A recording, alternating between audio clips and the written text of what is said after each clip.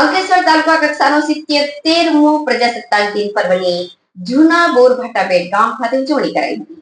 Ankleshwar SDM Bhavdeepsinh જાડેજાની અધ્યક્ષતામાં આયોજન કરાયું હતું. મહાનુભાવોના હસ્તે વૃક્ષારોપણ પણ કરવામાં આવ્યું. 77મા પ્રજાસત્તાક પર્વની અંકલેશ્વર તાલુકા કક્ષાની ઉજવણી જૂના બોરભાટા બેટ ગામ ખાતે શાળાના પટાંગણ ખાતે કરવામાં આવી હતી. અંકલેશ્વરના પ્રાંત અધિકારી ભવદીપસિંહ જાડેજાના વરદ હસ્તે ધ્વજવંદન કરવામાં આવ્યું હતું. આ પ્રસંગે મામલતદાર કરણસિંહ રાજપૂત, તાલુકા પંચાયતના પ્રમુખ, કારોબારી અધ્યક્ષ સહિતના આગેવાનો ઉપસ્થિત રહ્યા હતા. વિવિધ શાળા તેમજ પોલીસ વિભાગ દ્વારા પરેડ રજૂ કરવામાં આવી હતી.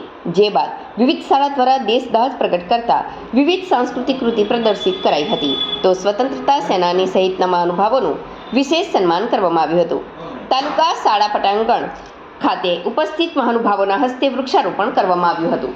અંકલેશ્વર તાલુકાના બોરભાટા ગામ નિમિત્તે થઈ રહી છે તે બદલ હું ધન્યતા અનુભવું છું.